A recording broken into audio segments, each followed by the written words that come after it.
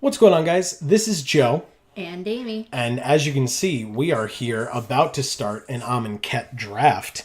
We saw these are this is interesting. Magma Spray is good, but moving along right on down the line, I like Edifice of Authority quite a bit. As Foretold is a constructed all-star. I It's a pretty card. it's amazing. It's a mythic. If you get it early, it's good. I really have never used it before, and I don't know that I want to start today. Sensor is, again, nice. It's, again, kind of more for constructed. And then there's Edifice of Authority. And again, if I pass one, the other one is still here. Or I'm sorry, if I take one, the other one is still there to be passed. And so I don't want to put somebody else in blue once I've taken blue. Like I said, Magma Spray is good, but I think Edifice of Authority is better. I like Edifice a lot. If we're in an aggressive deck, Edifice doesn't get put in, but otherwise it does. And Magma Spray obviously would, at that point, kind of be my second choice. But I'm going to try the Edifice. I maybe like Edifice a lot more than others, but I'm going to take the Edifice. Then we get a Lay Claim and a Kefnet's Monument and a Synchronized Strike. There's also Green Cartouche, Soul Stinger, and Shimmer Scale Drake. I think it's just Lay Claim. And now I should have taken As Foretold, because just making me regret my decisions here. Because this is a high drop, it would be nice to cast for free off of As Foretold, but again, I would probably just be at enough mana for Lay Claim before As Foretold goes off. So yeah, I think I take Lay Claim here. I mean, there's a Kefnet's Monument too. We just talked about putting somebody in blue, so maybe it's more beneficial to go green. All the tough choices. Now I'm just like contradicting myself. Soul Stinger is an argument because it's the only black card as opposed to 2 green and 3 blue. But it's not as powerful as these. Maybe I'm going to take Green Cartouche. I'm sure I'm just making all the mistakes here, but that's fine. I'll take Green Cartouche here. Wayward Servant is nice.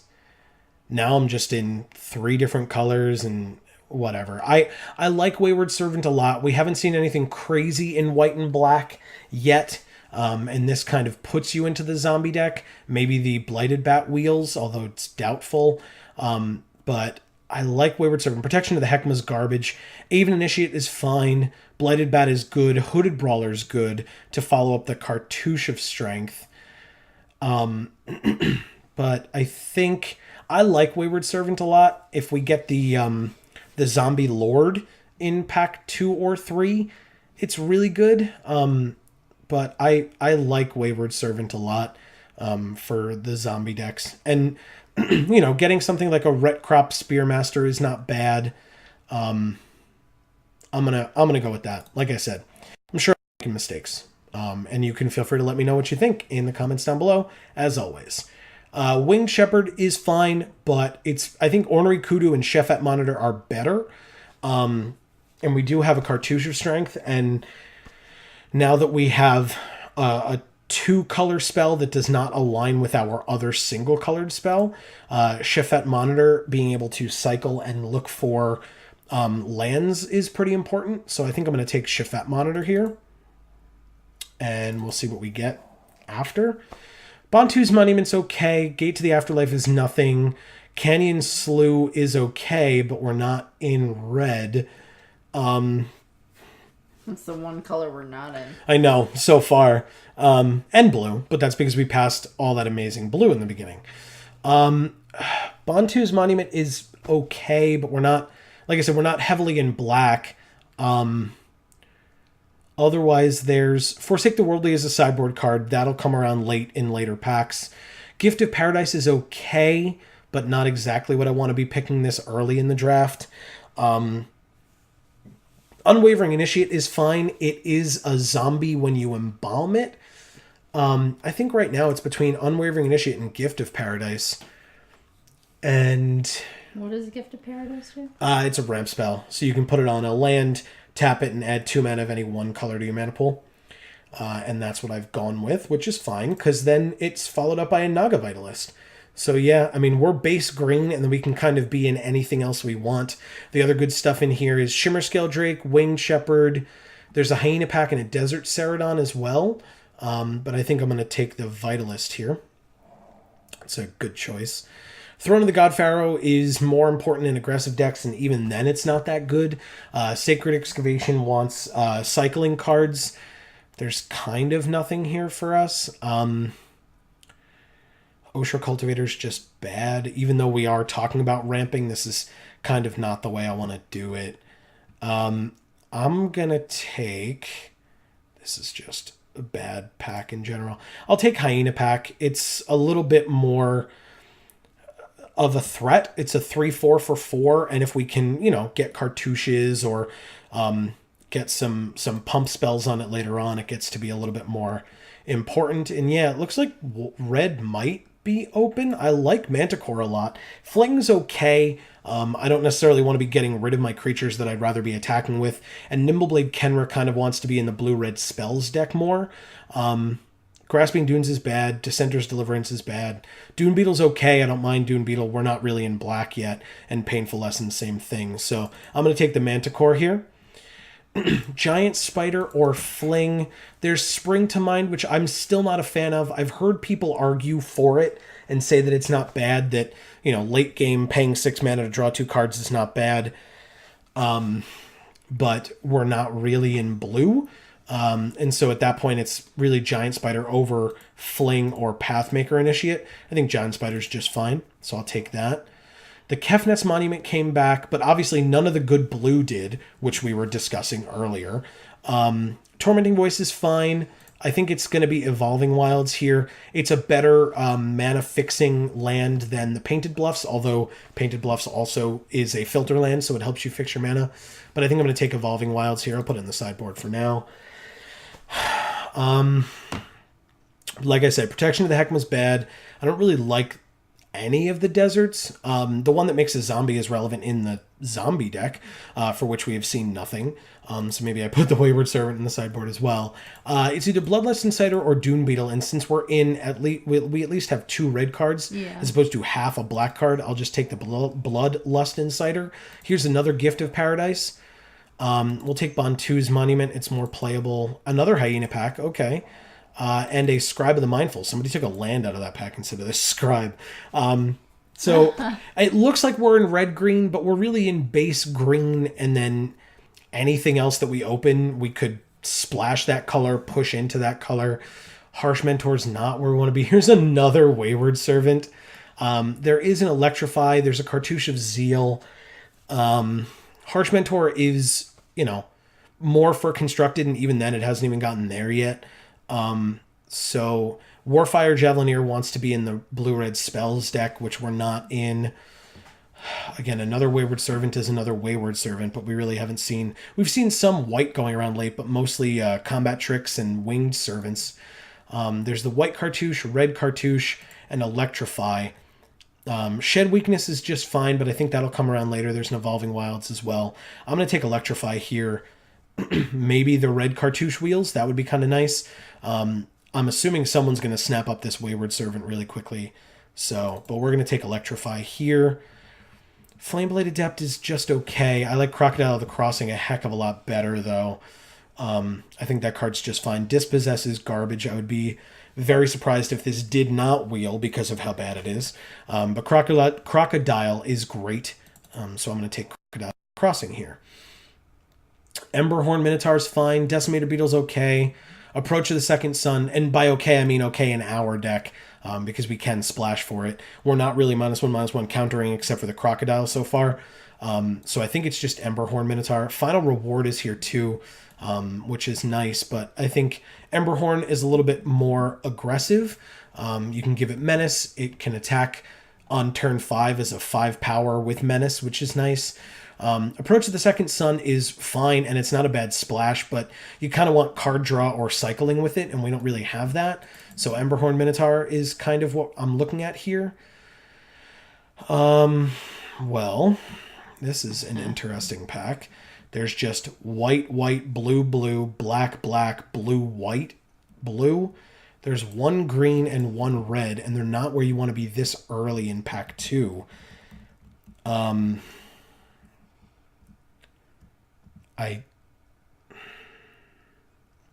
don't even know. How are the whites? Well, Devoted Cropmate's fine, but not for our deck. It gets you can return a creature with converted mana cost 2 or less from your graveyard to the battlefield, which right now is Naga Vitalist and Bloodlust Insider, which I don't even know that we're playing the Bloodlust Insider, so it's just those. I think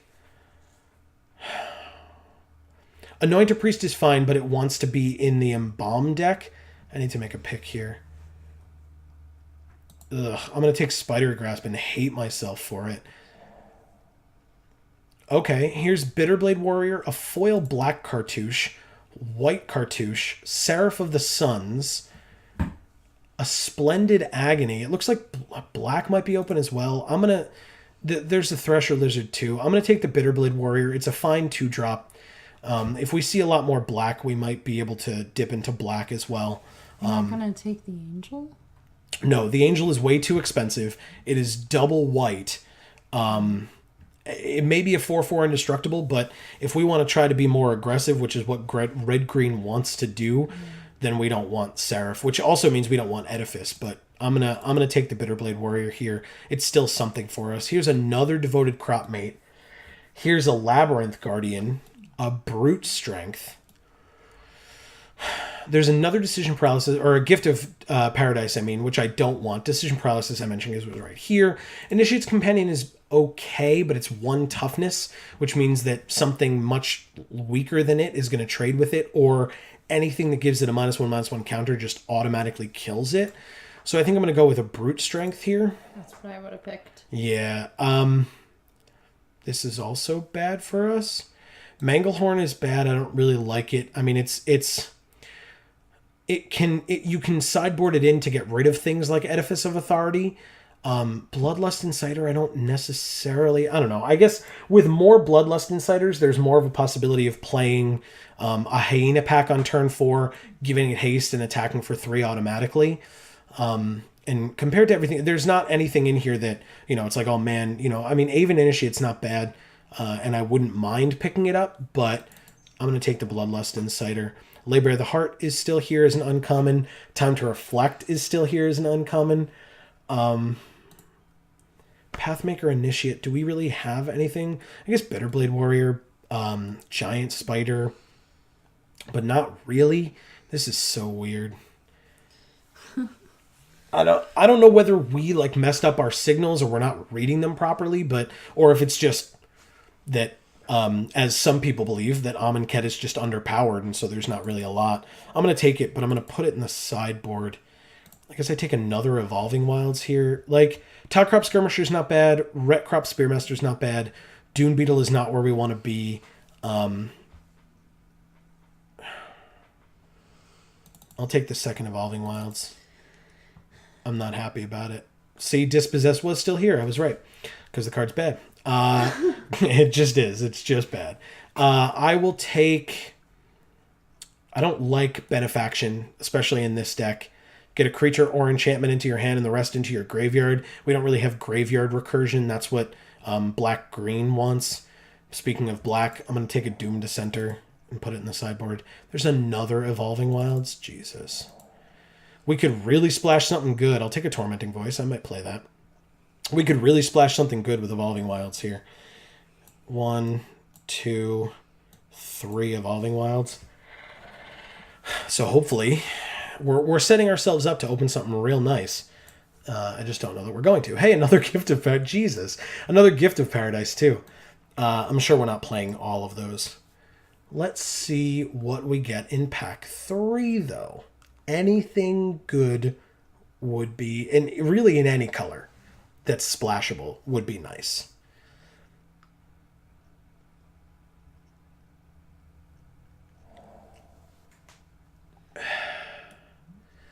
Commit to Memory is kind of not what I want.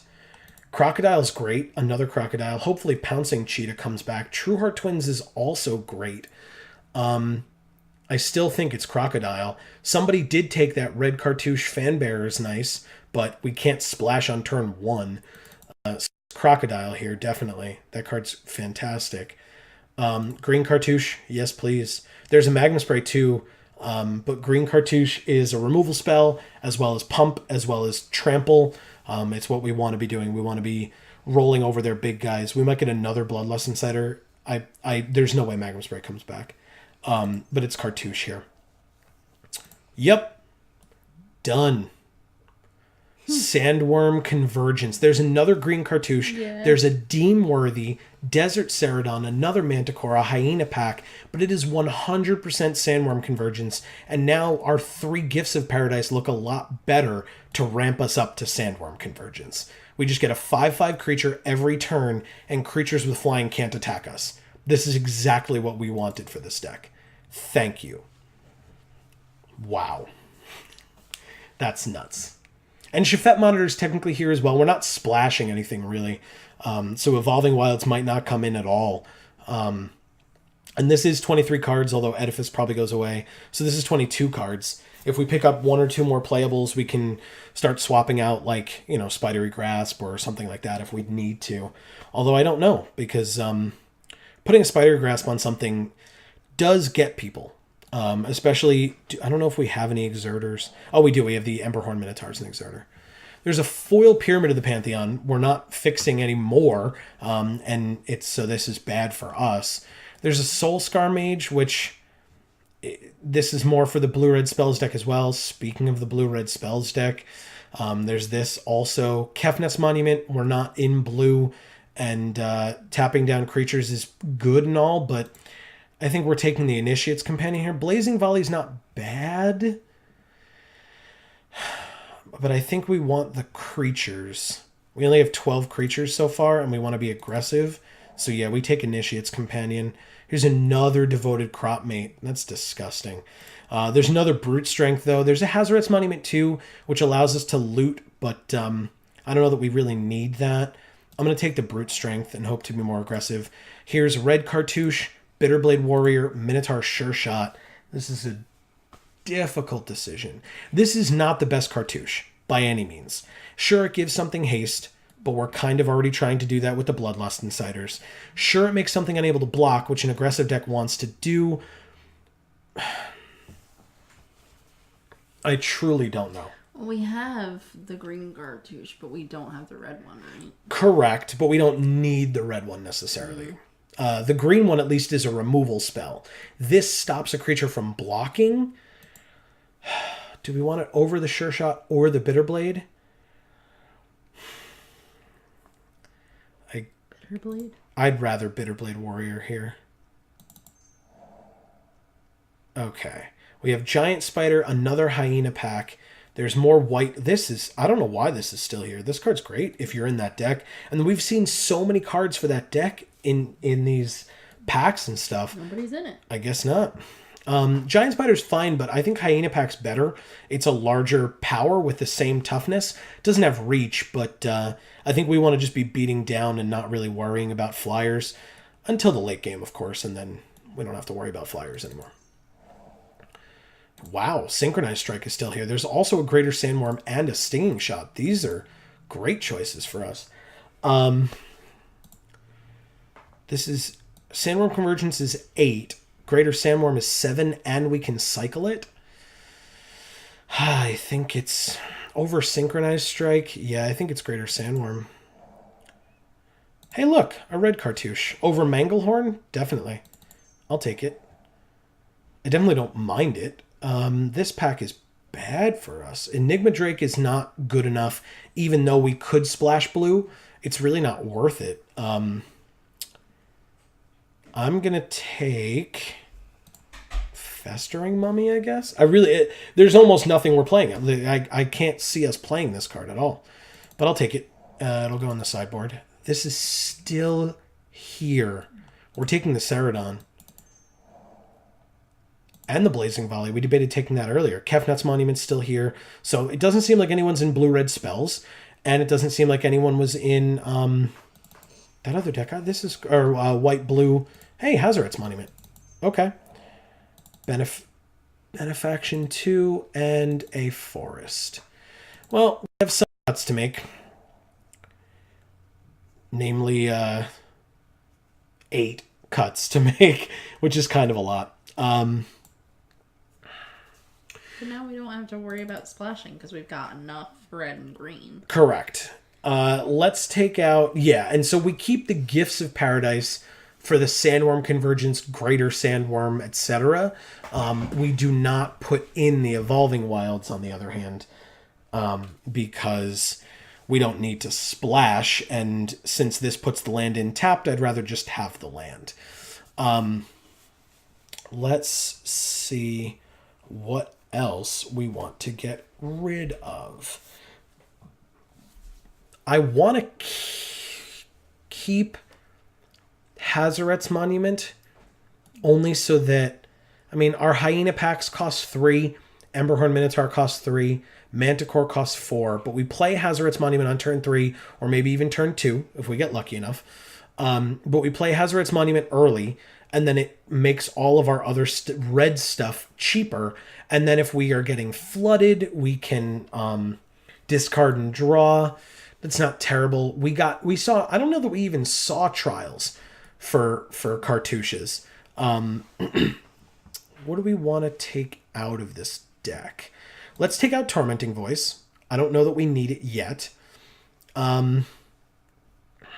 Let's take out... I like our top end. I mean, it's a lot, but I like it. I want to be able to attack with big, beefy creatures and make a 5/5 every turn. So we have to cut from here. Maybe we cut a Gift of Paradise, but we still need to make 5 more cuts. Because, see, the nice thing with Bloodlust Insider is if we play Manticore, Shafet Monitor, Ceradon, or Greater Sandworm, they just can attack the turn they come out, which our opponent will not be expecting. I mean, they might, because we'll have a Bloodlust Insider out and they know what that does, but still. Maybe we cut some from our 4-drops. Maybe we cut a Hyena pack and a Giant Spider. If they have a flyer, we can put the Spider back in.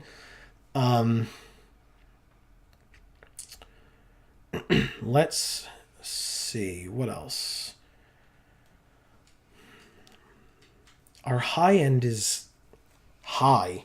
The problem is usually an aggressive deck would want more spells and less land. So usually you do, a 16 land, 24 spell deck. I don't know that that's the case here, and we still have to make 2 more cuts. I don't know if I'm missing something. Let's cut a Brute Strength and the Spidery Grasp. Our 4-drop slot is so big, but I don't mind Hyena packs at all, and Crocodiles are incredible because Naga Vitalist holds a -1/-1 counter really well, and that's all that a single Crocodile gives. And then, yeah, it's just...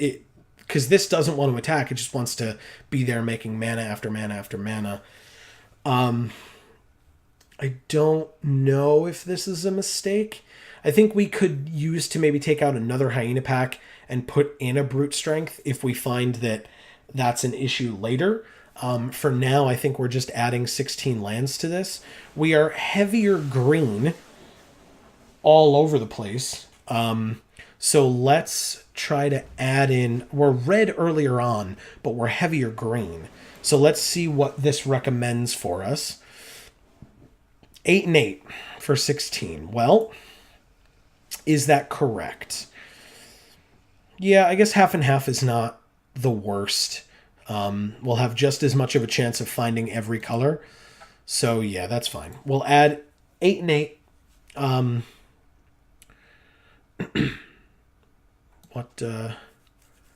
It's that forest. Do we have that same forest? Yeah, we do. Okay. So then, yeah, I think this is our deck. Let's save it. We'll see if it's good, bad, whatever. But we'll save the deck. And let's get into our first game. Play, please.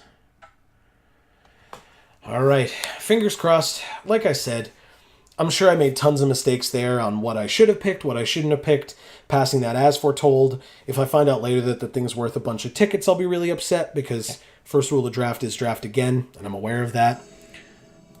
We will join this match, and we will get started. Okay.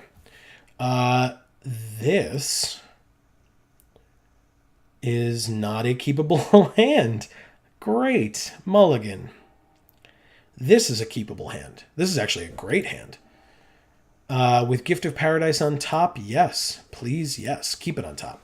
Because we can play Naga Vitalist turn 2 with the Vitalist. If we draw a land as well, we can play Gift of Paradise on turn 3 on a land. So let's go with green.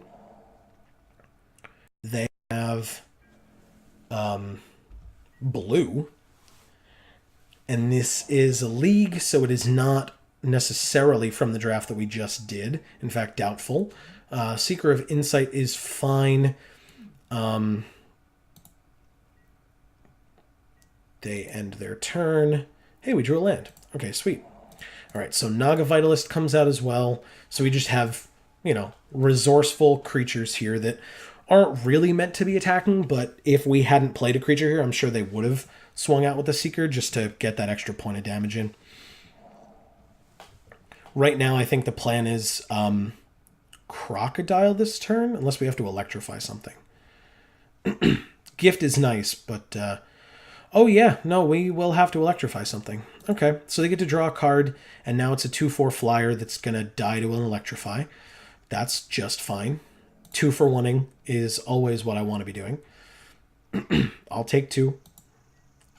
They have 1 blue out, and that's not what Censor costs, so I don't think they can counter this. So I'll play a land. It is an instant, but I don't want to... They are part blue, and so I don't want to give them the opportunity. So let's just electrify right now. Get rid of the creature. It's a shame, because then on their turn they can just do whatever.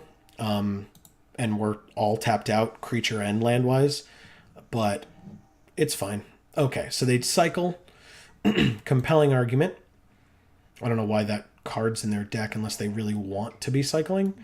I don't really like Compelling Argument. There's Heckma Sentinels, and so there you go. They do want to be discarding. That's totally fine. Crocodile, like I said, is happy to put its counter on the Naga Vitalist. We're getting up there in mana as well. Let's play out the Crocodile. Put the counter on the Naga Vitalist and attack for 5. This is only +1/+1, right? Yeah, so we're fine with that because they can only really cycle once. And if they do, it's still not big enough to kill our crocodiles. So either block and lose your creature or take 5. Okay. Now next turn we can Cartouche. We can Brute Strength if we need to. We can get rid of the Heckma Sentinels, or if they play something more relevant, we can do that as well. Let's see. Okay, so they cycle, so it gets bigger. It's a 3/4. That's fine. That's another Compelling Argument. Why do you have Compelling Argument? Oh, man. That might be just lucky for us that our opponent's playing Compelling Arguments as a cycling card. We haven't seen any black from them at all. Not even in their graveyard. No, they didn't even discard anything. No, just no black whatsoever. They have the lands, they just don't have the cards, which is usually the opposite problem, at least that I have. Usually I have all the cards of a particular color and none of the lands of that color. If you attack me for 3, that's fine. I will also go to 15, but you're in a much worse position right now. You have 4 cards in hand and 4 lands. Nope, that's the end of your turn. Okay. For now, let's go with putting a Gift of Paradise on our mountain. Okay. And I gain 3 life. That's lovely. So I'm back to 18. Then we can add 2 green to play the Bitterblade Warrior. We can add any 2 colors and use the Naga Vitalist to play the Cartouche. I think I'm going to attack first and see if that 4 mana they left up was for any particular purpose. And so we'll attack for 5. It could have been 6. I understand that, but I was waiting for this to happen. Okay, so they bounce it back to our hand, which is why I didn't want to put a Cartouche on it. So that's fine. This comes back to our hand, and then we each mill for 2. So they get my Initiate's Companion and a Mountain, which is not bad. And on themselves, they got a Plague Belcher and a Swamp. So there was one of their black cards. That's actually not a bad black card at all. We have 3 mana left, so I think what I'm going to do is I'll add double green, and I'll play this Bitterblade Warrior. It's not really going to block, because Heckma Sentinels is not something I want to be blocking right now, especially with a 2/2. So yeah, we'll see.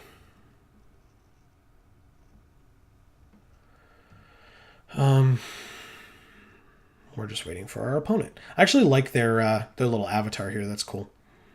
Ours is okay. I'm not super happy with Gideon as our avatar. Not that I dislike Gideon, but this particular one doesn't look that cool. This guy's awesome. I like that. All right. Do they attack? They do. In the past, they cycled first, so I assume I'm just taking 2 here. That's correct. And I'm fine with that. They then play another one. Also fine. And a Shadowstorm Vizier. Okay. So this is nice because they tapped out. So we don't have to be worried about them having any kind of tricks, any kind of tricky things or whatever. The problem is the Crocodile is going to put a counter on something, and the Vitalist can't do that anymore. I think what I'm going to do is, what do we have? 1, 2, 3, 4, 5, 6, 7, which is awesome. I'm going to play the Crocodile. I'm going to put the counter on itself, but then I'm going to put a Cartouche on it. I'm then going to kill the Shadowstorm Vizier and attack, and I'll exert the Bitterblade Warrior so it gains Death Touch. So if they want to block with the Heckma Sentinels, they can do that on either one, and the Sentinels will die. So yeah, I'm going to do that. Let's go with 2 green. I need to leave up a green, so that's fine. We do that. Oh, okay, fine. The counter is going to get put on itself just so I'm not shrinking my Bitterblade Warrior down. But the Cartouche brings it back up to a 5/4. So we'll do that. Yes, please. Okay, and then we will tap. Doesn't really matter what color for the Cartouche on the Crocodile. And the nice thing about the Cartouche is because it allows a fight. Choose target creature an opponent controls. It'll be the Vizier. And we fight the Vizier dies, and the Crocodile only takes 1 damage, which means that the other 2 from the blocking Heckma Sentinels will not kill it still, which is important. So let's go to combat. We attack with this guy, and we attack and exert with this guy. And we have Brute Strength to get them with later, if necessary. Let's see if and how they block here. Because our Bitterblade Warrior will be exerted next turn, so it will not be able to untap. Let's see what they do with their Heckma Sentinels. They block the Bitterblade Warrior. That's fine. It's a trade. Like I said, I wouldn't have been able to use him next turn anyway, but I still have my Crocodile, which is nice. If they have another bounce spell, they get us, because the Cartouche goes away, and Crocodile has to keep putting counters on things every time it comes back in. But it's still a 4/3 with haste at that point, so yeah. And it could be 7 power haste and trample with a Brute Strength. So that's fine. They play a Trial of Knowledge. They get to draw 3 and discard 1. Let's see what they discard.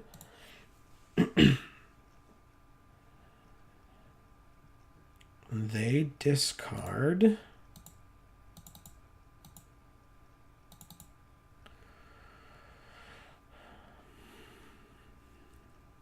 a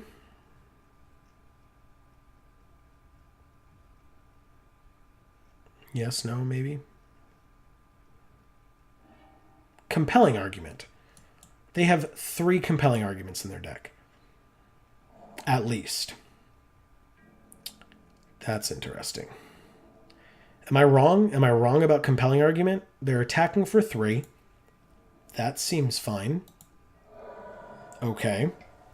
And then playing out a Seeker of Insight. Okay. We draw Bloodlust Insider super late, but we'll do it. That's fine. We still have none of our high drop stuff has come out yet. And we actually, the only thing we can't play is Sandworm Convergence right now. I'm going to attack. I'm probably not going to waste the Brute Strength to get past a Seeker of Insight because I'm not that worried about it. So we'll attack for 5. It already has Trample, so the Brute Strength doesn't need to give it Trample. Okay, they just go to 5 then. If there's an attack that would kill us that's not in the air, I'll just block happily with my Bloodlust Insider. 3 mana. Okay, so the Brute Strength would be nice. If they play something big that would be able to block, we can get them by killing it with a Brute Strength. Right now they just have 3 mana tapped for seemingly... They're thinking. They have 3 cards in hand. There's things that they could have. They play a Wander in Death, returning the Shadowstorm Vizier and the Plague Belcher from their graveyard to their hand. They can play either one, but not both this turn. Plague Belcher would put its counters. It could put it on the Seeker of Insight and not kill it. Instead, they're attacking. I'm not concerned about these attacks, so I will let them through.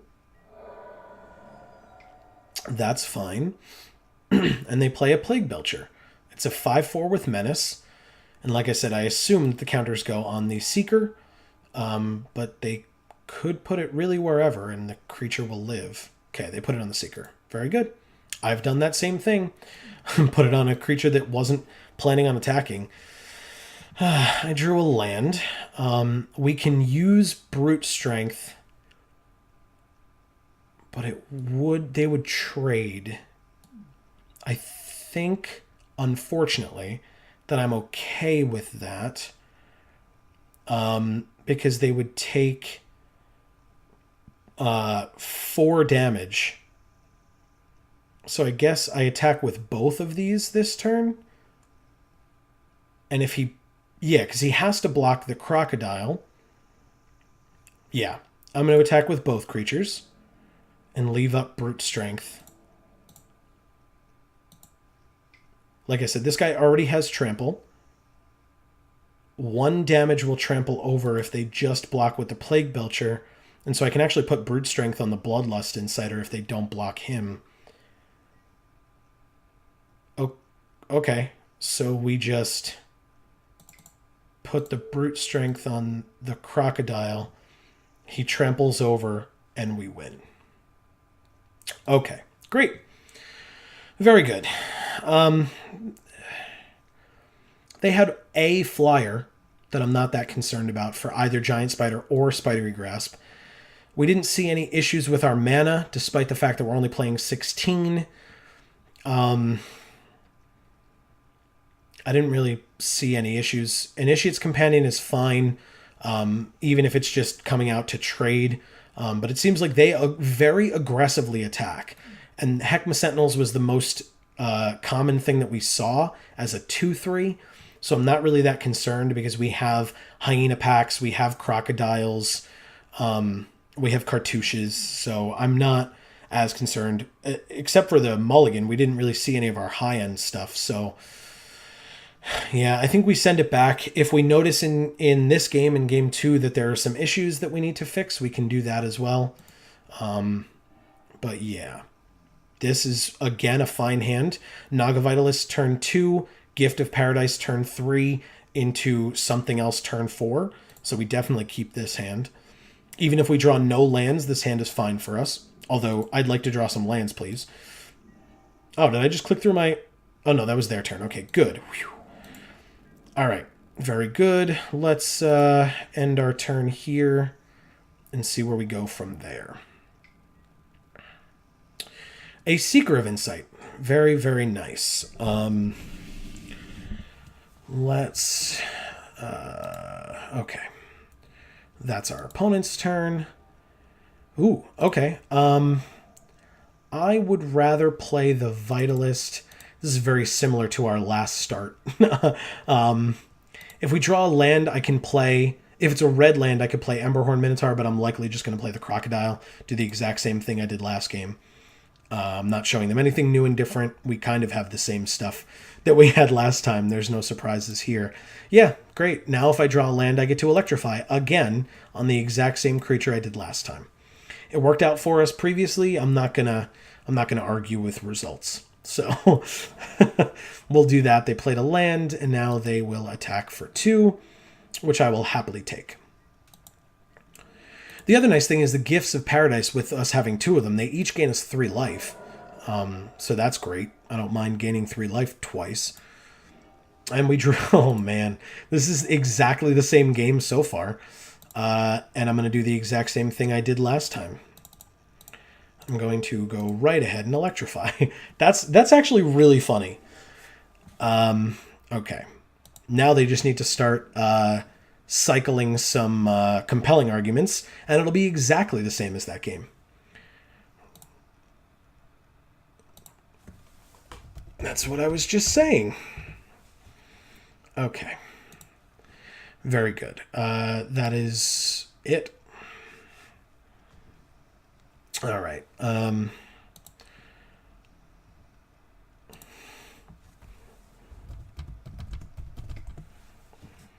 They might know, but we might mix it up. Ooh, Drake Haven. Maybe that's why they had those compelling arguments. Okay.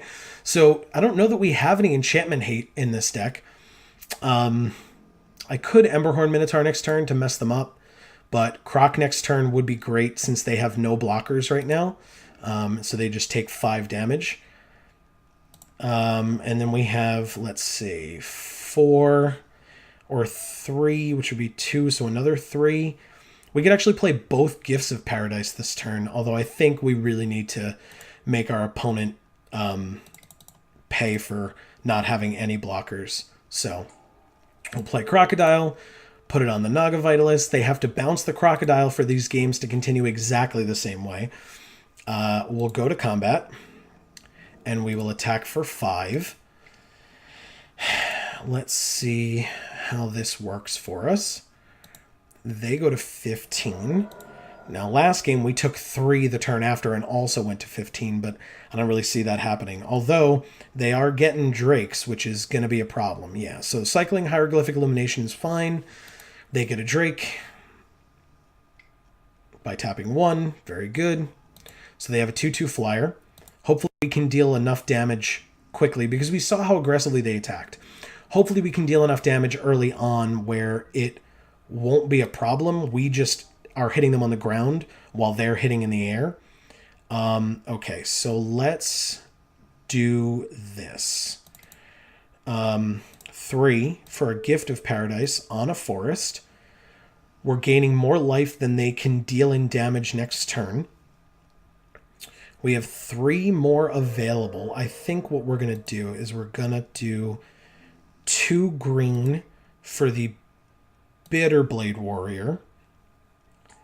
And then another 1. We'll put Cartouche on the Bitterblade Warrior, actually. Make it a 3/3 with haste. Make the Drake unable to block.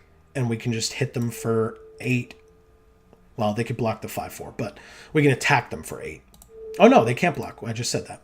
So, yeah, we just hit them for 8 this turn.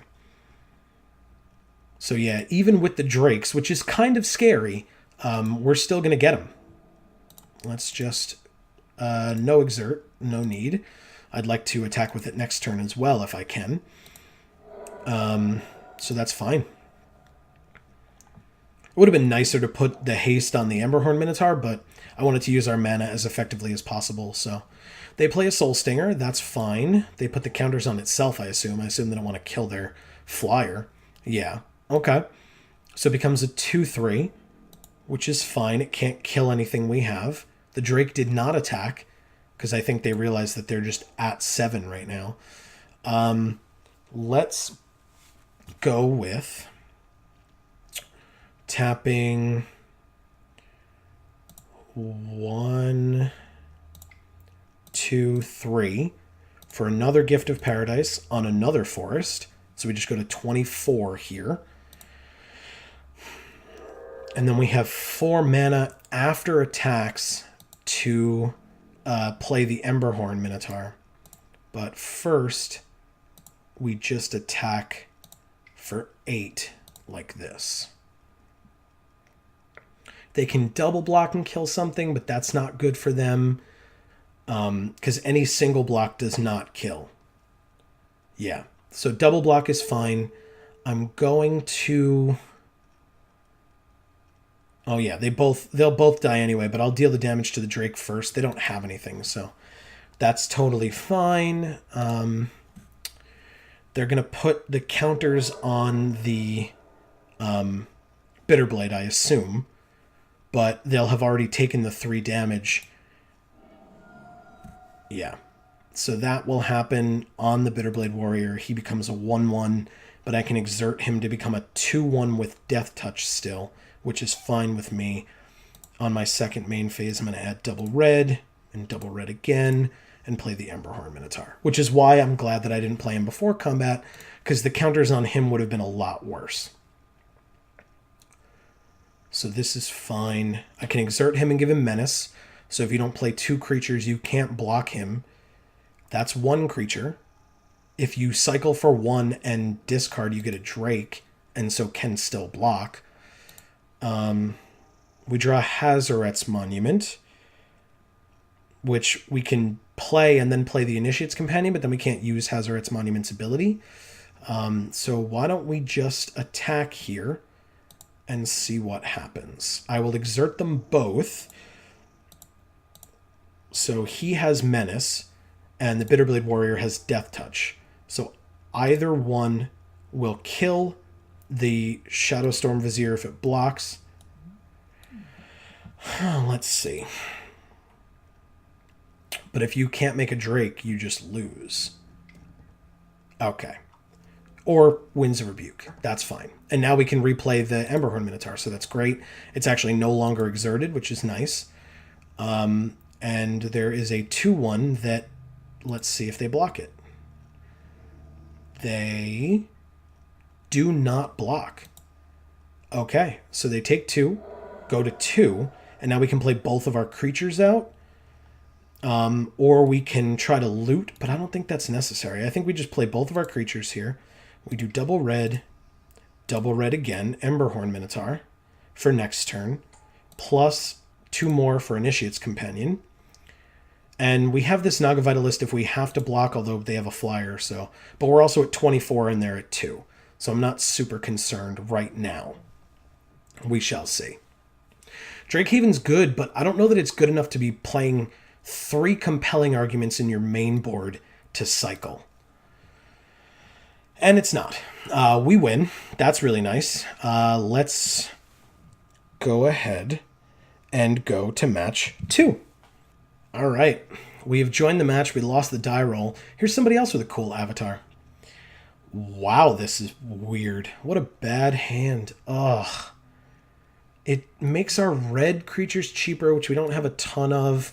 Shafet Monitor is nice, but it's not till turn 6. If they have a fast deck, I am really going to hate. Oh my god, and we have 16 lands. This is nuts. Let's mulligan and hate ourselves. Ready? Ugh. Yep, hate myself. And I'm keeping it because I really don't want to go to 5. And we're just putting a Hyena pack on the bottom because we don't want to draw it because we want to draw other things. We can just play a Bloodlust Insider. There's almost no way I play Cartouche on a Bloodlust Insider. Good. We drew a land. Thank God. One more and we get Gift, so that's totally fine. Bloodlust Insider is good. Hopefully we can salvage this garbage start here. Double white. Okay. And they play... Oh, they cycle a Catcher's Attendant. That's a great card. And they can bring it back for 5 with Embalm. In our draft, we saw people not effectively playing that card. But that's fine. We will play Forest and pass. And the Gift of Paradise on the turn after means that we can get to Manticore. I guess we have to draw another land, but still. We could do Emberhorn Minotaur if we don't, and give it haste, or we can play Manticore and give it haste. Okay, that's the end of their turn. They're really not playing stuff, which is fine for me. I'm gonna put Gift of Paradise on a Forest, I guess. We don't really know because we have the same number of each, but... Oh, okay. I was like, are they going to counter it? They just cycle. That's fine. We gain 3 life. They cycle Floodwaters. So they're digging for something. Possibly a creature that they can play on 3. Maybe they're looking for blue mana. That's also a possibility.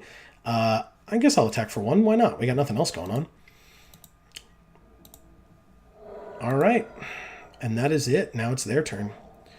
They have Evolving Wilds. So there's their blue, if that's what they needed, which I assume it is. Yeah, that's the deck that it seems that they're playing, with Oketra's Attendant as the first card that they cycled. That's just was my assumption. And that's the end of their turn. That's a slow start for them, which is good for us. I am going to play the Manticore, put the counter on itself so that I don't kill the Bloodlust Insider, because it seems like that's going to be really good for us. And you are the one that takes 3 damage, and you're also going to take another 4 damage when I attack you. We give it haste, and then attack. This is sweet. Really, really nice start. I like that. We can actually next turn play Emberhorn and Cartouche. If they only play 1 blocker, we can just get them. That'd be amazing. Play 1 creature, I should say. But yeah, we can just deal, what, 5, 6, 10, 11? It's almost enough, but not quite. It's actually 11 out of 12. Yeah, they only played 1 blocker. Do we take them to 1? Yeah, because we're only exerting him at that point. And so we'd get Manticore, and the Bloodlust Insider would untap. Although, as always, let's see what we draw, but I think that's a fine plan. Oh, actually, we don't have to exert him, because we'll already have prevented something from blocking, so that's fine. Okay, so they're putting cards on top of their library. That's fine. They go to combat, but can't attack, so they end their turn. Crocodile. Well, Crocodile gives another counter, so it's still for 4, but Cartouche gives him haste, so I think we just play the Minotaur here. 2, 3, 4. Play the Minotaur.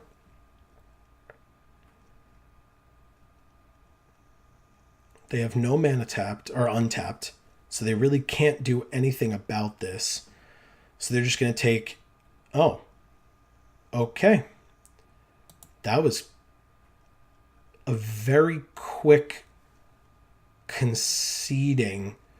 They didn't know they'd lost. They didn't even know we had Cartouche yet. All right. I'm just going to run it back. That was interesting. Let's see how we do. Okay. We have 3 lands. Oh, well, they were running pretty poorly, I guess, in the start. They were missing land drops and stuff. I'm going to keep this hand. It's not perfect. We can cycle Greater Sandworm. I'm not super happy about it, but we can. We can play Crocodile, etc. They have their blue mana, which they've now shown us, and we have 4 lands. So that's great. We can play Crocodile, we can Electrify. We've seen how this goes. Let's end our turn here. On 2, they play a Labyrinth Guardian. So when it becomes the target of a spell, sacrifice it, which is important. We can Brute Strength it if we want to kill it next turn, which I think we might do, although they can Embalm it for 4. But we have really nothing else going on, so we might just do that as it attacks. We'll just Brute Strength it. They can't, put a cartouche or something on it, so... yeah. It's any spell. Becomes the target of a spell, sacrifice it. So they're going to combat. I don't really want to waste a Brute Strength on this guy, but at the same time, he's going to represent, 6 damage to us before we can play something to kill it? Or 4 damage? That's a really, really tough choice. I think, because they have mana up, if they want to counter this Brute Strength that will kill their Labyrinth Guardian, that's fine. But I think I'm going to do it. So we target it with Brute Strength, they sacrifice it, and then we'll see what they play for 3 mana. Obviously, the Brute Strength now has no target. And they play a Ret Crop Spearmaster. Okay. It can become a first striker. That's not a bad Electrify target. We are... 6. We have 6 mana right now. Feels really bad to cycle this, but we have not, we have Crocodile, which if this guy, he has to exert to get the first strike. So I think we're okay in playing Crocodile out against him and not being afraid. They're cycling a lot. They can attack. That's fine. If they exert, I feel like that'd be foolish, but it could be wrong. They exert. Okay. He's tapped next turn as well. We're just going to play Crocodile and attack for 4 haste. Yeah, we're just flooding out like crazy. Hazoret's money would be nice right now. Although now we have enough to play Greater Sandworm, so that's it. We don't need any more lands after this. That's all. We are going to attack for 4. And so now we are both at 16. We'll end our turn. But thankfully for us, we have our 4 power guy next turn. They don't. So a little bit better. I don't want to use an Electrify on it. Maybe, yeah, they're cycling again. I don't know what they keep digging for. Another land, maybe? Because they just played it. So who knows? Let's see if they have anything for 2 mana. They do. It's a Top Crop Skirmisher. Okay. It's a blocker that they can embalm later. Here's a Hyena pack. We'll play a 5th land. We will attack and see what they do. They have no mana untapped, so they're just going to presumably block with the Top Crop Skirmisher and just let it die. Nope, they just take the damage. Okay, well, let's play a Hyena pack then. A 3/4. It dies to the Spearmaster, so we won't be blocking him, but it kills the Skirmisher, so we'll block there. I don't mind taking another 4. We'll just be tied again at 12. For 5, they play Angel of Sanctions. This is an amazing card. It does embalm for 6, so with 1 more mana, they can play it back again. But this is clearly an Electrify target, if you guys didn't get that. They're going to exile the Croc. Makes sense. I might just put the counter on the Hyena pack. All right, so they attack with both or just with the Spearmaster? Just with the Spearmaster. Exerted. So I take the damage.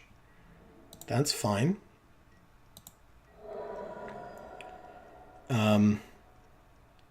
Electrify gets us the Croc back. The Croc has haste.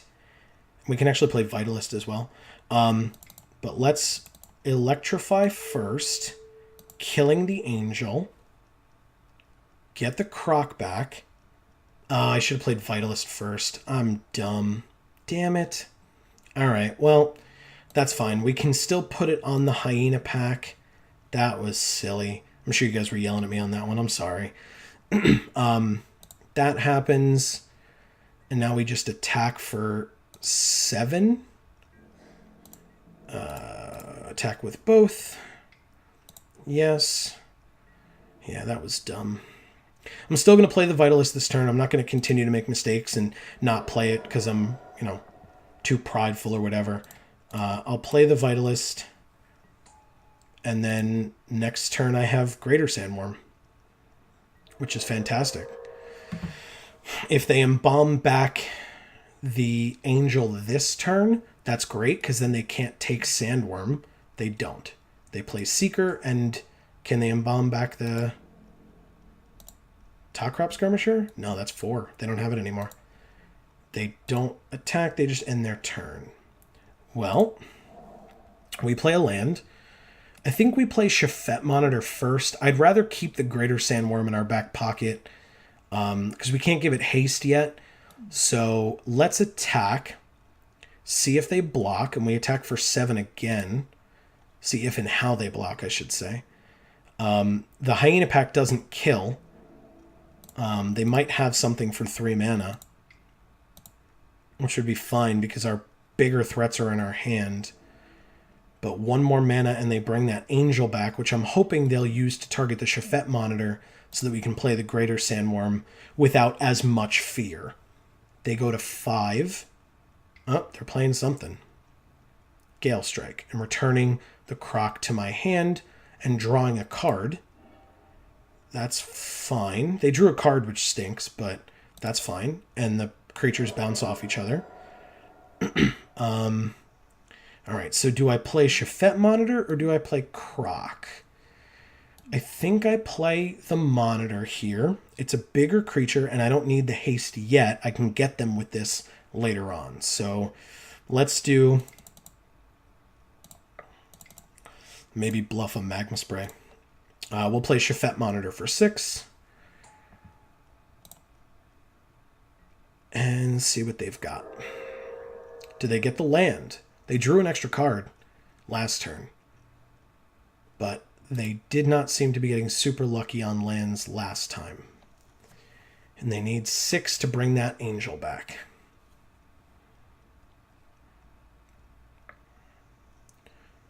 We have not seen our Sandworm Convergence yet, and we have been playing against some powerful cards. All right, so they cycle. Did they get the land? They did.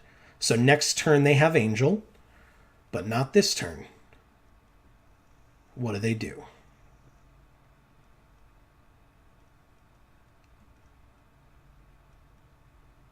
We could also draw Red Cartouche.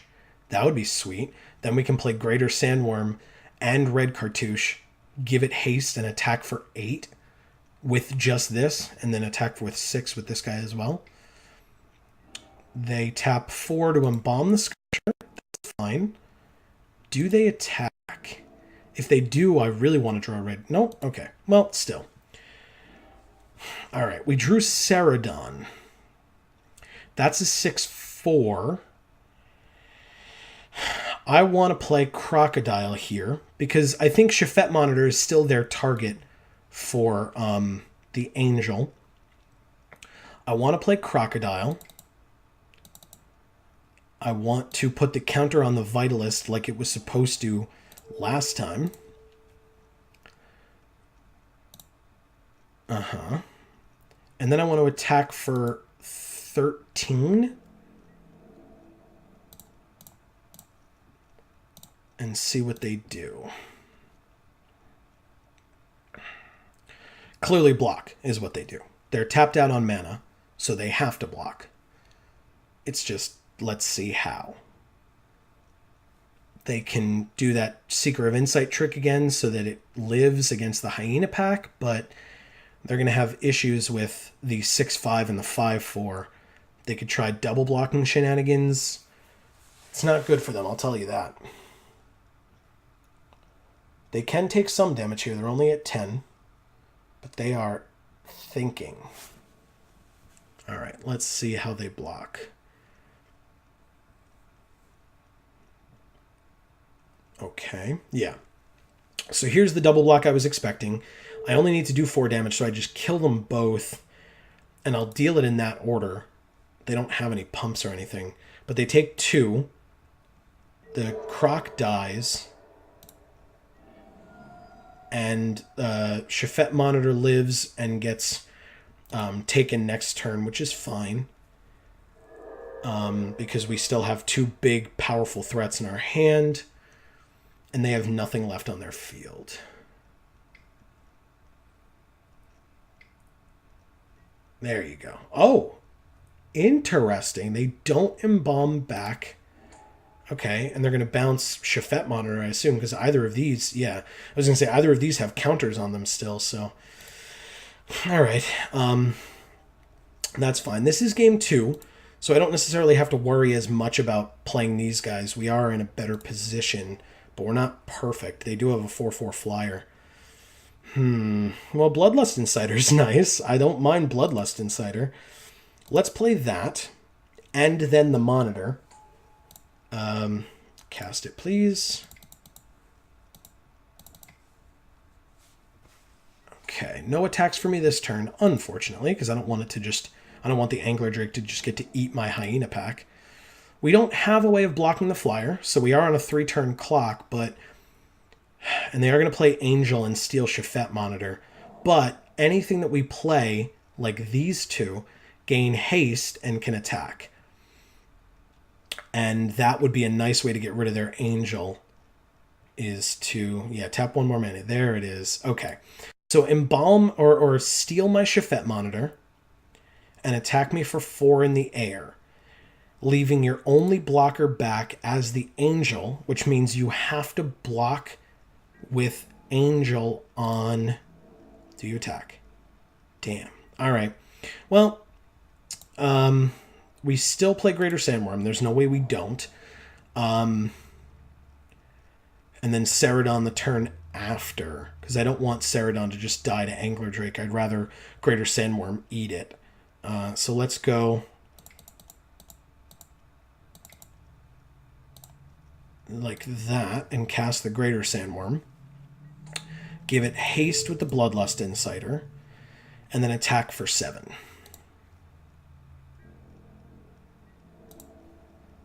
And see what they do. They are more than welcome to double block. That would be great. I would kill the Angel, not the Drake, because they would have no way of getting it back.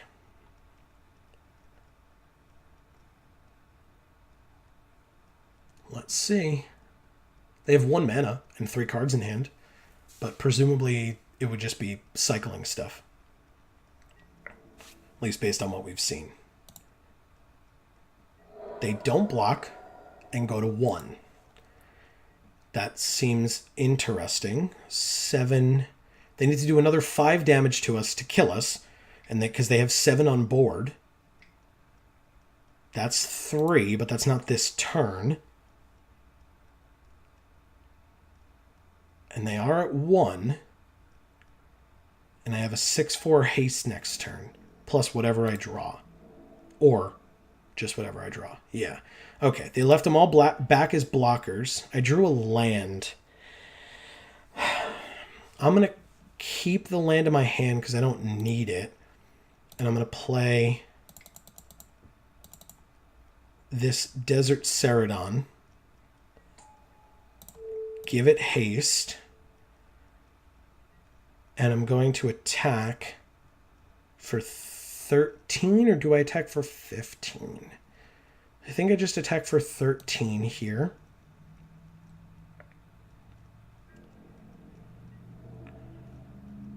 The nice thing is they have to block both. Actually, if that's the case, this is a lethal threat, so they have to block it, but which means they can't double block, but I don't care if they double block. 4, 5, 6, 7. The Angler Drake and either of these two kills the Greater Sandworm. The Angler Drake alone kills the Ceradon. And if I attack with the Hyena pack, it just gets eaten by anything that blocks it. But the problem is they have to block all out no matter what. Neither of these have trample. So if I attack with this, they have to, is what I meant when I said they have to block all out. If I don't attack with this, they can leave something back, but 2 of their creatures are dying this turn. And if it's the angel, or if I get the opportunity to choose the angel, I'm going to. I just don't want them to kill me on the crackback. So I think I don't attack with the Hyena pack, because I can get them later with that if necessary. Because, like I said, it is a lethal threat, although technically so is Bloodlust Insider at this point. So let's see how they block there. They've had lots of time to think about double blocking, single blocking, chump blocking, whatever. Winds of Rebuke returns Greater Sandworm to my hand, and we deck for 2. Okay. Blocking with the Drake here kills, but then these 2 together don't kill the Greater Sandworm anymore. There's nothing I can do about this, so that's fine. And we mill. They got a Gift of Paradise and a Forest, which is just great for me, because I don't care about that. On themselves, they got a Cartouche of Knowledge and an Island. Oh, that's not an island at all, but there's the island. So I'm glad to have gotten the Cartouche. That's great. All right. Now, how do they block? Yep. Single block with the Drake kills. But like I said, now a double block. Oh, okay. I'm still going to kill the Drake. It's the highest power. I think they did it in case I had like a brute strength or something. But that's fine. Drake dies. Shimmerscale Drake does not, but Angler Drake does. And that's fine because it represents the most damage, and their Cartouche is now in their graveyard. Or at least one of them. They could easily have more than one. They have 2 cards in hand, though, and 8 mana.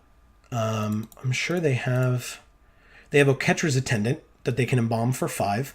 Labyrinth Guardian that they can embalm for 4. Yeah, it's Oketra's Attendant. That's fine. Flyers is good against us. We don't have any way to stop that. Well, I lied. We have Sandworm Convergence. They have 4 blockers now. Greater Sandworm's going to gain haste and attack for 7. And he can't be blocked by the Scribe of the Mindful. Do they attack? They don't, because they're at 1. We draw a Bitterblade Warrior. Not bad. Let's make sure I have it. 5, 6, 7, 8, 9. Yeah, I can play it all. I'll cast the Greater Sandworm first. There's no blue up, so I'm not afraid of a counterspell. 3, 4, 5, 6, 7. Leave 1 of each up. Greater Sandworm gets cast. And it gets haste through surprise of no one. The problem is, let's see, 3, 6. I will take 6 damage next turn in the air if they choose to get aggressive, but then they don't have any blockers back for Greater Sandworm, at least for what's on board. Let's see. Let's see what happens. I assume it's either Shimmerscale or Oketra's Attendant. The only way to kill is to triple block. Wow. Well, that's fine. I'm gonna do this, which leaves the Shimmerscale Drake alive, but kills the other 2 embalmed flyers. They have nothing up. Yeah, that's fantastic. I get my Shafet monitor back too. I'm happy to have that happen. Yes. That's great. That is ideal. I love that. Okay. So right now they need to play a creature. Actually, they need to play 2 blockers. Otherwise, they're dead. There's a Naga Oracle. That's 3. They get to look at the top 3 and put any number of them in their graveyard and the rest on top in any order, which means they only have one more card in hand to be a blocker or a removal spell of some kind or a bounce spell or something. And they can sack this to return an instant or sorcery from their graveyard to their hand, which means it would need to be 3 cost or less to actually be effective. Because them getting Floodwaters back would be great for them, but they could get Winds of Rebuke. Okay. So they can sack the Scribe to get Winds of Rebuke. Oh, they played a land, so they could do 4 or less now. Or Cartouche, that won't help them here. Okay, they embalm the Labyrinth Guardian back. They have 4 blockers. That's what they needed to live, because I can either Bloodlust Insider to give haste to a creature if I draw it. I didn't. Or I can attack with it. I think I have to give this guy... I have to exert and give him Death Touch. And I attack with the 6/5, and attack with the 2/3, leaving the Vitalist back because I don't need it as a mana producer anymore. I can chump block on either of these 3 ground guys. I don't think I play the land. Let's keep that up just in case, because they did seem to be afraid of the Brute Strength, because they saw it already in game 1, or earlier in this game. Now I don't even remember. Yeah, it was early in this game. So we have 9 mana, which is nothing right now. So let's go to combat.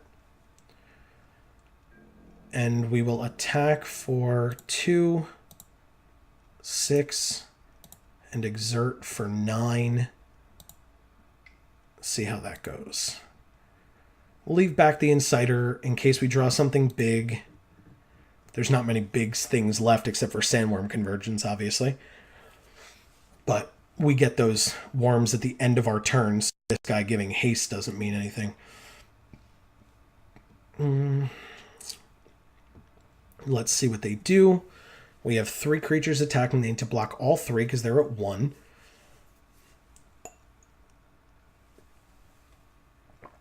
They are double blocking. Okay. So they're going to kill our big stuff.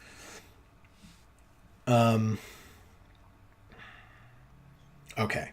So right now, Scribe dies easily. I'm definitely killing the Shimmer Scale over the Naga Oracle. And the Labyrinth Guardian trades with the Bitterblade Warrior, and I lose my Shafet Monitor as well. They have 1 mana, but no cards in hand. And none of... Oh, okay. So they're sacking it in response. That makes sense. What are they getting back? They're getting back Winds of Rebuke. That's also fine. They have 12 cards left in their library. I have 18. I really don't necessarily want it to have to come to decking them because I think I have just much better options here. That's fine. Naga Oracle only takes 2, and so it's still alive. Like I said, if I have to chump block, I can, but I don't think I need it. Anything that I play that's big that I can give haste, they're just going to use Winds of Rebuke on it. Edifice of Authority is good. We have one of those. And that's really good for them. They don't attack. We have Cartouche. Cartouche does not kill the Naga Oracle. And Winds of Rebuke just bounces it back. So, but... If they bounce the Hyena Pack, like if we make them want to bounce the Hyena Pack, it comes back out as a 3/4, which still doesn't kill Naga Oracle. So I think for now we just wait. We have pseudo removal in the Cartouche, although they'll probably bounce it in response. But Edifice, that's fine. Edifice gets used on the Hyena Pack, totally fine. They didn't know we weren't going to attack with it anyway, because it would just bounce off here, although they didn't know if we had a combat trick of some kind. But that's fine. That's why we're bluffing this mountain. Plus we have 9 of our, well, 10 of our 16 lands. And so we have 11 spells and 6 lands left in our deck. Because we didn't, oh no, maybe did we deck any lands? We did. We decked a forest. So actually we have 12 spells left in our deck. Nice. They did not attack. And they have 10 mana. And they end their turn. Here's a Hazoret's Monument. I can play it and then start looting away these lands as I draw them. That's pretty sweet. Nice. All right. We're just going to sit here now. That's upsetting. They got through a lot of our big stuff, but we do know that Sandworm Convergence is coming, and this can only be activated on one thing a turn, even if it has 3 bricks on it. So that's fine. We just have to see what we draw. We know we have Inevitability coming up real quick because there's not that many cards left in our deck, and there's less left in theirs. So if Sandworm Convergence is towards the bottom, then yeah. Interesting. Sandworm Convergence just really doesn't want to be played today, I feel like. Which is too bad, because if we draw it, we're playing it. I mean, I'll block. If you have the pump, congrats. But I don't know that you'd want to use it in that situation. Like if you have like Inoketra's name or something. Vizier. Exile it. Okay. That's a bad target for that Vizier, although it gets you a 2/2. But you just targeted your own creature. Why? Oh, so that you can Naga Oracle with it. I see. Okay. Silly me. I get it. Okay. Because it comes back and then it gets to use its ability again. That's totally fine. Totally fine. They will Edifice on our turn. That's fine as well. We can kill this Vizier with the Cartouche if we really wanted to. I don't really see the need. They're looking at their cards. They can put any number in the graveyard. Do they put any in the graveyard? I think that would be silly. Okay. Okay. There it is. Winds of Rebuke returns a creature or a permanent? I don't remember, but I also don't know that it matters. And what does this say? Whenever you cast a creature spell. So the tokens off of this don't count, unfortunately. But that's fine. I'm still going to play it because why wouldn't I?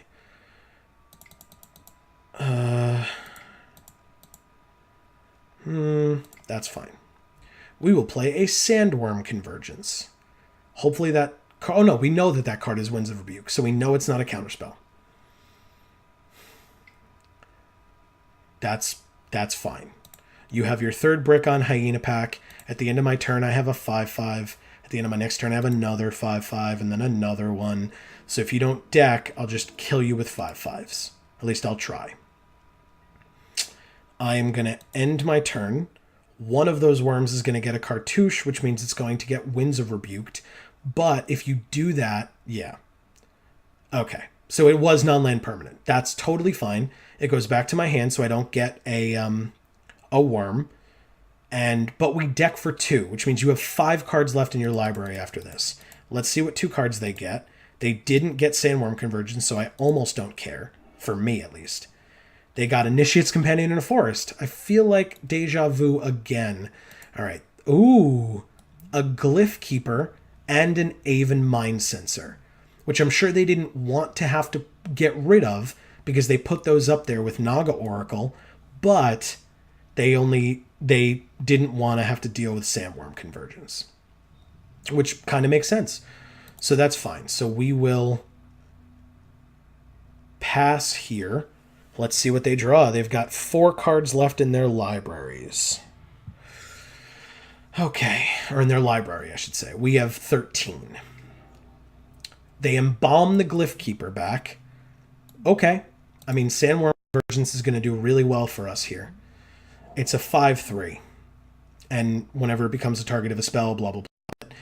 Which is fine. And it's relevant because of Cartouche, so we're not going to try to kill it. Edifice is going to be used on Bloodlust Insider, so it can't use its ability. But that's fine. I don't have anything that I would want to do that with this turn. Let's see if they attack. Okay, they don't. They end their turn. 12 cards in our library. I'll keep the lands for Hazoret's Monument so that we can hopefully draw more relevant stuff. They have no cards in hand, so they have no counter spells.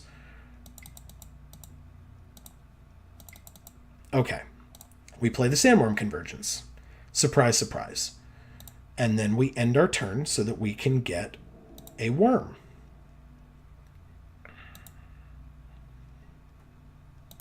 We get a 5/5, which now can't be bounced anymore. So we just have a 5/5. Now we could take 5 in the air. Oh no, we can't. They can't attack us anymore with that guy. Done. Awesome. They have chump blockers for days and or, double, triple blockers to kill it. They can obviously edifice on it.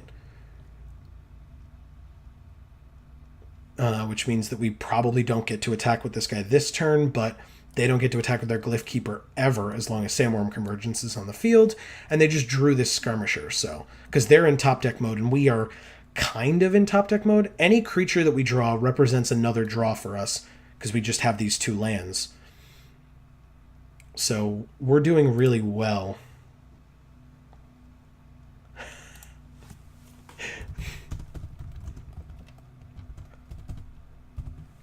All right. Very nice. They didn't know how to get rid of the worms, and so we win. What was our next card? Just out of curiosity. Another Cartouche. Interesting. Very, very interesting. All right. Sweet.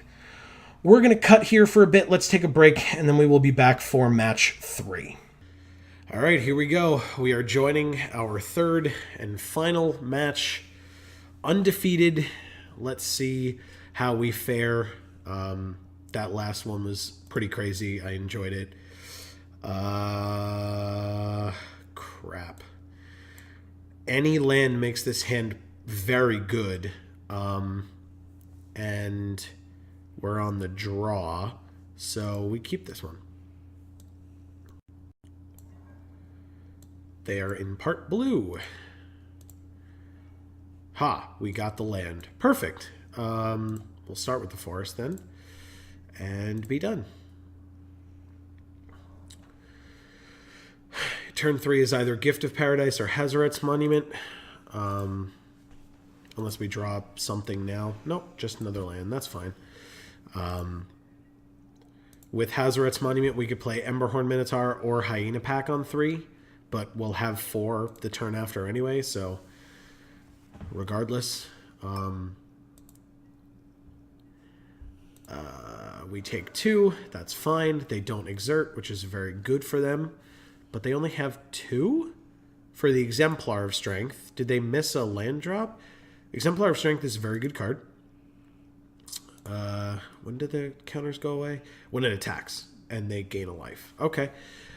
So we will play a mountain and put a Gift of Paradise on one of the mountains. We gain 3 life, go up to 21, which is nice. And that's it. We're going to take 4 this turn, and they gain a life and also go to 21, but then we're taking 4. I think it's got to be Hyena Pack this turn as a blocker for the Exemplar of Strength. They're still off land, which is great for us.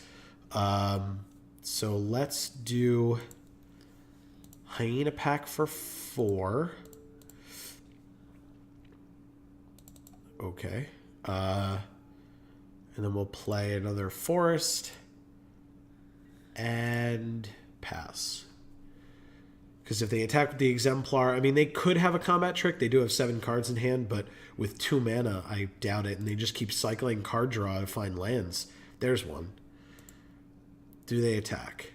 They could. I was going to say, they could give that Death Touch, and I won't block that. No, I'm not as concerned about that. I can play Crocodile and attack for probably 4. I probably just make it a 4/3. There's a Bitterblade Warrior. That's fine as well. I have 6 total, so I could actually play Ceradon this turn. Or I could play Hazoret's Monument Emberhorn Minotaur. I'll probably do that. Let's go 3, for the monument. And then attack? No. Do we attack? Yeah, we have a 4/3. That's fine. We don't attack. That's my fault. I don't want to trade my Emberhorn Minotaur for their Exemplar, but I will play it.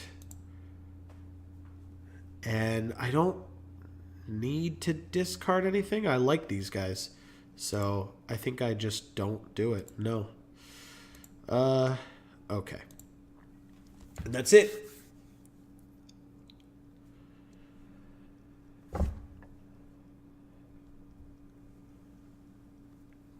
What do you got?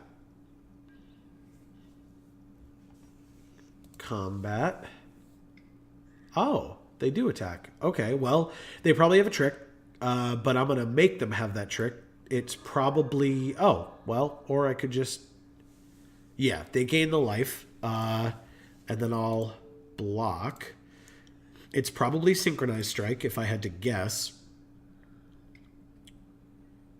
Nope, it's Spidery Grasp. Okay, that's fine. Get Spidery Grasp out of their hand now. That's totally fine. Alright, I will not play this land. I'll use Hazoret's Monument to get rid of that. But do I play Ceradon here? I think I do. Let me attack first. Make this guy a 5/4 with Menace that they can't block. Start putting some pressure on them. Okay. And then let's go Ceradon for... Oh, so I guess I do play a land. I guess I don't use Hazoret's Monument because I can play a land, play the Ceradon for 5, and then the Bitterblade Warrior for 2. So let's go cast 1, 2, saving in green, 3, 4, 5. For the Ceradon, I don't use the Hazoret's Monument ability.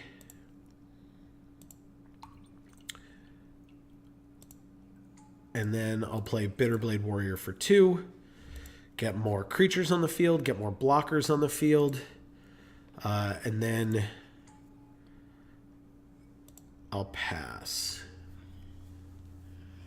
I'm okay with trading Bitterblade for Bitterblade. And I'm okay for trading Ceradon for Exemplar. That's fine. Again, they could have a trick and they get us, but it's still something we have to make them have. So let's do it. Block. Block. Synchronized Strike would be really good for them. They don't have anything. Sweet. We just get to play Crocodile next turn. I think I shrink... I guess it depends on what I draw, but I think I shrink the Minotaur here. Giant Spider is totally fine. That's more than okay. Yeah, Bloodlust Insider happens. I don't need its ability this turn, which is good. I won't use Hazoret's Monument this turn. And then 4 for Crocodile. I'll put the counter... I think I put the counter on the Minotaur. I like Croc being able to attack for 5 this turn. So yeah, let's do that. See what they do. They don't block, they take 5, and now they're at 13. Very nice. If I really need to block, I have the Bloodlust Insider, but I'd rather not, because we know we have top-end stuff. So, yeah. Colossipede. Okay. Colossipede is there. That's fine. It's a 5-power guy. I'll trade that for the Croc if I have to. I'll keep that land for Hazoret's Monument, or if I draw something high-costing. Let's attack. And we'll make this guy exert, and we'll attack this way as well. And see what they do. So this guy is Menace. If they want to double block him, I'll kill the Spider. But if they want to just block the Croc... Yeah, that's fine. I'll kill the Spider. Okay, very good. And you take 5. Anything that I draw that's big is just attacking immediately. Cartouche of Strength, which will give it +1/+1, which means it can kill the Croc and live, and then attack for 6 trample, which is rough. I'm clearly going to leave the Bloodlust Insider back. I won't block at least this turn, just because if I draw like the Greater Sandworm, for example, oh, they just don't attack. Interesting. Very interesting. All right, well, I will Bitterblade Warrior here, and yes, this time I will use Hazoret's Monument and get a Cartouche of Zeal. Okay. It's not amazing. It would make it a 3/3, and I can make the Colossipede unable to block. So I get in for either I get in for 3, taking them to 5, or they sack their Seeker of Insight. They have had a lot of non-creature spells. They have a lot of draw spells that they cycled and things like that. Oh, our opponent disconnected. I can't blame them for that. We do that all the time. So let's see. That's all right. It gives us time to think anyway. But we should put it back to them kind of quickly, I guess, so that their clock runs down instead of ours. I will... let's not play Cartouche. Not attack. And just end our turn. Let's see what happens. I'd much rather draw something big and put the Cartouche on that. I think that's more relevant. I don't know if this chat tells us when they reconnect or not. Oh, I missed their message.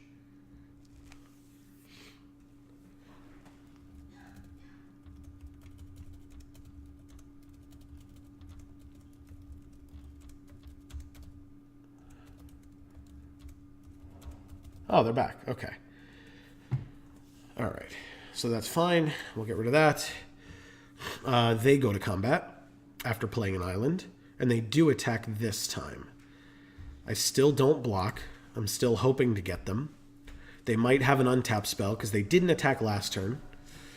And like I said, Synchronized Strike or, as we saw, Spidery Grasp, both untap. But nope, they'll play a Shafet Monitor. That's fine. That's also something we could have. But instead we have Cartouche of Strength. Cartouche of Strength and Cartouche of Zeal are good here. Let's see. This would become a 4/4.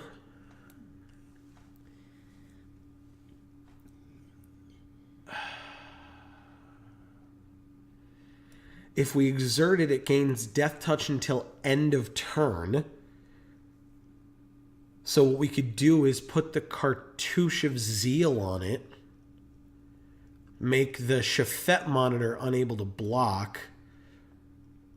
I feel like this is such a bad idea. And then put the Cartouche of Strength on it after attacks, after exerting it, and make it deal combat damage to the Colossipede.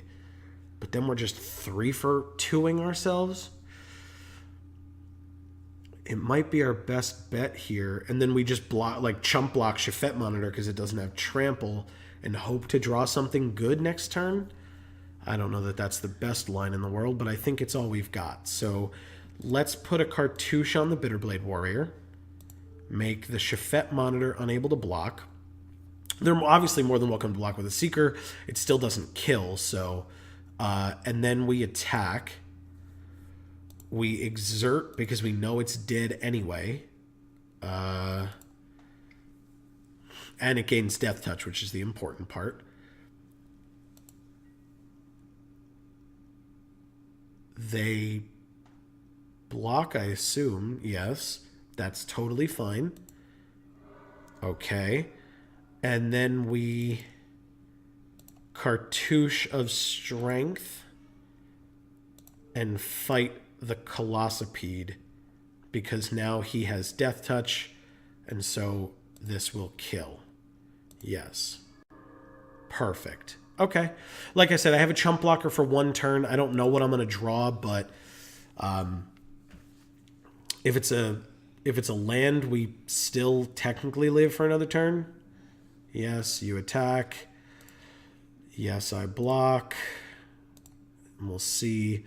We're both at 8, but they have a 6/5. We have so many things in our deck. That's fine. They get a land. For 6, they can draw a card, but right now they don't have it. They have a harvest season. Ew. They get to look for 1 land off this rare and put it onto the battlefield tapped. But they already had 6 for the mind half of Spring to Mind.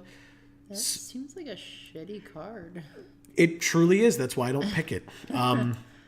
It seems like a waste of mana. I guess if you have a bunch of attackers, that's what I was waiting for. There you go. Thank you. Do I not have enough? That's so funny. Oh no. All right, well, hope to draw a land next turn. I did Hazoret's Monument 1 land away. That might be my fault, but if they have a pump spell, they win, because we just have nothing. But otherwise, we go to 2. That's not nothing. That's not 0. Do they have a pump? Nope. We go to 2. That's fine. Do they draw cards? Yes. They draw 2 cards. That's fine. Yes. They have 3 cards left in hand. They played a land. They have Ornery Kudu. Do they put the counter on itself or on the Shafet Monitor? On itself. Okay. Very good. Yeah. Nice. This actually... No. We still lose. They attack with both. We block 1 with the worm and still take 2 and lose, which means I don't want to show it to them. Because it's our best, it's literally the best card in our deck, and so I don't want them to see it. On a turn that we're just gonna lose anyway, because we have nothing else. They didn't have any flyers, so Giant Spider's not relevant. Spidery Grasp is still technically not relevant. I don't really need combat tricks to combat their combat tricks, except maybe for Brute Strength. To try to get through a blocker or something. We don't really need another Gift of Paradise. That was just... We've seen our mana work just fine on 16 with double Gift of Paradise, Naga Vitalist. This is rough. This is the first time we've lost a game. So let's see. Blazing Volley is not exceptional here. Sure, dealing the extra 1 damage to some things to kill them second main phase is relevant, but there weren't a lot of opportunities where they were only 1 point away from death. Let's see. I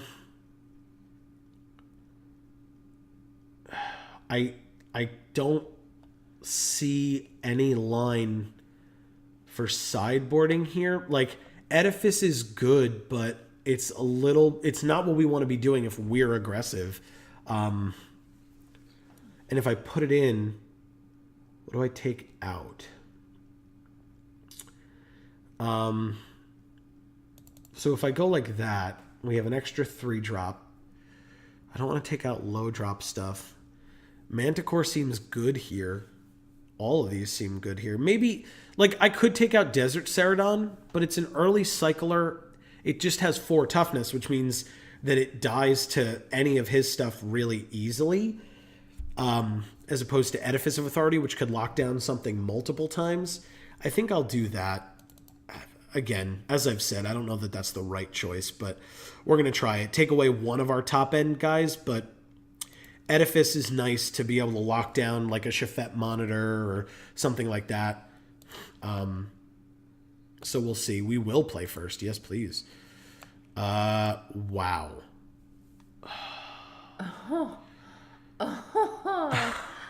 All the land. Oh, God.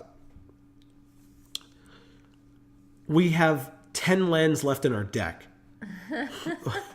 Out of 33 cards. Well, I mean, at least you won't be starving for them. I'm really, really... Like, I feel like this is just... I don't really want to mulligan at all. This is the worst. I'm going to mulligan.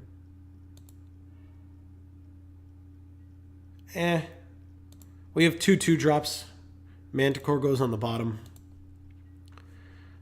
We could cycle Shafet Monitor if we have to on 4. Or play Crocodile on 4, because that's probably better. But we have 2/2 drops and both of our colors, so it's definitely not the worst. And we get a Cartouche, also not bad. Especially on an Initiate's Companion, that's not the worst. Again, we saw Bitterblade Warrior, after it's been exerted, is not bad to put a Cartouche on, because it can kill something big, like an Exemplar of Strength. But it is a 1/1. Ooh, a Cartouche of Zeal. Okay. So if we draw a land next turn, we can Initiate's Companion Cartouche of Zeal. That's not bad at all. Or just Cartouche of Strength, which might be relevant on Bitterblade. No, it's not. Because now this is going to be attacking as a 3/3, which means we're not... Well, and it's a flyer, so we can't block it. Which means that actually Cartouche of Strength would be fine here if we just need to draw a land. We 2 for 2. Yeah, there's a land. All right, we'll do it. We'll put our own Cartouche on. It's Cartouche of Strength, and then we'll just trade. I probably should have attacked first. Yeah, that was silly. That's fine, because I could have exerted, and then if they were going to trade anyway. All right, loose plays are loose. That's fine. Yes. Next. Maybe I'll focus up a little more. Pay more attention. Okay. Do they have nothing? Wow. All right. Well, we have Crocodile. It's a 4/3, but it's got haste, and it gets countered. Okay. Very good. I'm okay with them wasting a turn to get rid of one of our creatures. We still have Initiate's Companion, Cartouche of Zeal. They have Colossopede. That's fine, I think. We draw another Cartouche of Strength. We have just all our Cartouches this game, because we only have 3. You wouldn't know it by how many we have in our darn hand. But I can make it unable to block and then untap it. So I'll play Initiate's Companion, play Cartouche. It gains haste. Colossopede can block.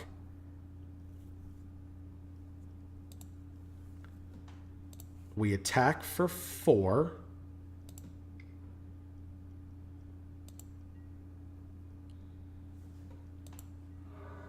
It untaps itself because there's no reason to untap a land because we can't do anything with it. So it'll just untap itself. If we have to block, we will. Although if they attack with Colossopede and have nothing else, that's fine. We don't know if they have anything else because they wisely attacked first. And they have 6 mana to do Seeker of Insight, and I assume there's something else. Nope. All right. Ooh, Greater Sandworm. Mm-hmm. Well, at this point then, we probably cycle Shafet Monitor because I don't... Let's see. Let's attack. Let's learn from our mistakes and attack first. Colossopede can't block unless they have Spidery Grasp, and if they do, congratulations. Nope. They just take 4, and it can untap itself. That's fine. Okay. And then there's 2 options. We either Cartouche of Strength to kill Colossopede, which is a bad move, because then we're 3 for 1-ing ourselves, or we cycle Shafet Monitor at some point on their turn, get Mountain, I guess, because we only have 1, and it enters the battlefield, and we shuffle, and then we get closer to Greater Sandworm, or we cycle Greater Sandworm in hopes of finding a land to get closer to Shafet Monitor. Because this is... They're only 1 mana cost difference, but this one lets us get a land definitively as opposed to this one not. So yeah, I think we just pass here.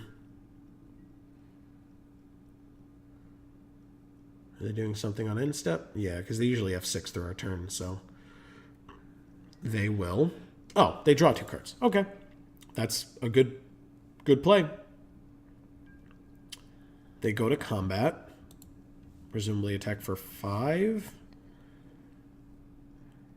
I will go to 7 here. We're nowhere near Greater Sandworm. 1, 2, 3, 4. If we get a land, that's only 5. If we draw a land, that's still only 6. So I think we cycle the Greater Sandworm instead of the Shafet Monitor. I know I just went through this whole thing of like Shafet Monitor's better because you definitely get a land, but it's 1 mana away. And Cartouche of Strength on this guy just makes it eat the Colossopede. That's a really tough choice. All right, I'm going to not block. Go to 7. And then if they're ending their turn, they're not, of course. Bitterblade Warrior is fine. Naga Vitalist is fine. They end their turn. We tap 2 and cycle our Greater Sandworm, which is not good. We draw a land and then another land, of course. Of course we do. We have 5. They can attack for 5 next turn if we kill the Colossopede without a combat trick. If they have Spidery Grasp, they just win.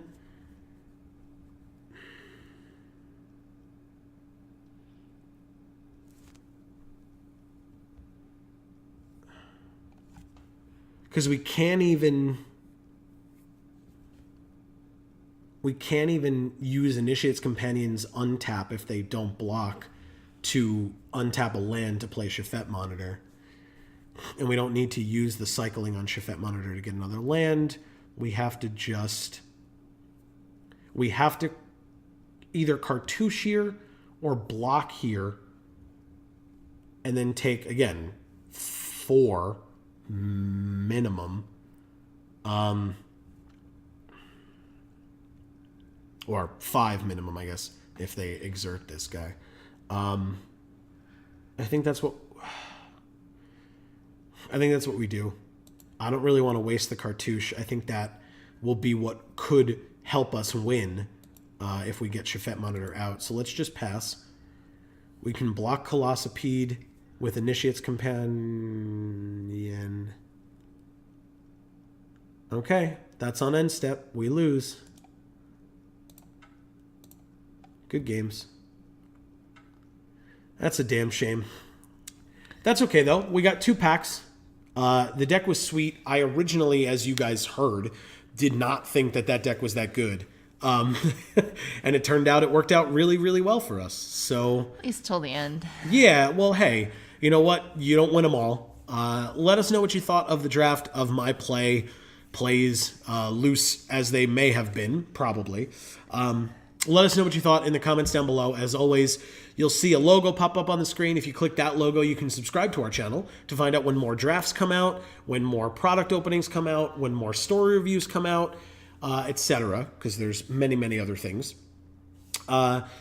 This has been Geek for All. Thank you guys so much for watching. I've been Joe. And I'm Amy. And as we always say, guys, in whichever video of ours you watch next, we will see you all next time. Thanks so much, everybody.